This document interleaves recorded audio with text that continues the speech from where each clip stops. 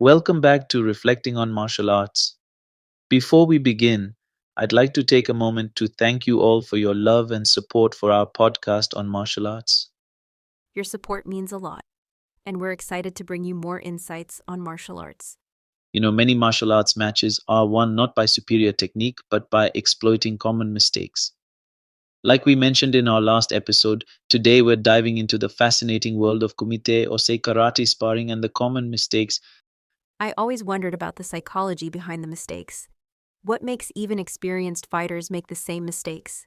Well, you might have observed how fighters often get attached to their winning technique even after it stops working, and that predictability becomes their downfall.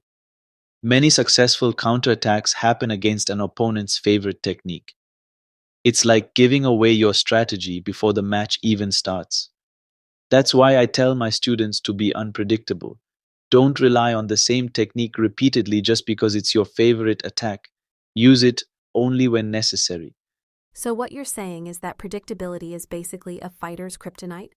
Well, fighters who use at least five different attack combinations are much more likely to win than those who rely on just two or three. I see.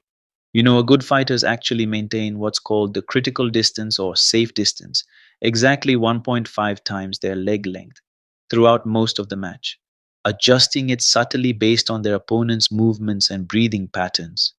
Oh, wow. I never realized breathing patterns played such a crucial role. Well, irregular breathing leads to muscle tension, which slows reaction time. And let me tell you another key fact.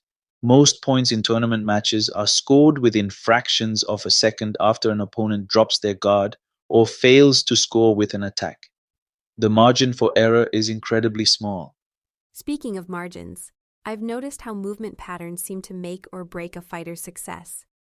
Well, fighters who move on diagonal lines are significantly more likely to score than those who move straight forward and back. It's all about creating unpredictable angles. That's fascinating. And I imagine it ties into what you were saying earlier about breathing and rhythm.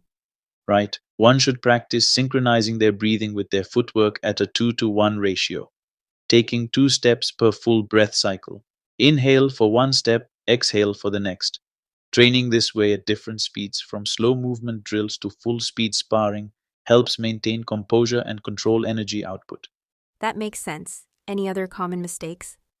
Well, at the beginner level, common mistakes I see include tensed shoulders, holding the breath, and making fists too tight. All of these reduce speed and efficiency. Fighters need to stay relaxed to react quickly.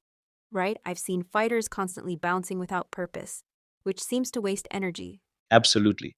Excessive movement without controlled intent tires fighters out faster and makes their attacks easier to read. Controlled footwork is the key. Poor positioning can leave a fighter off balance or unable to defend properly. Let's discuss more about this while discussing about stances in our upcoming episode. That would be great.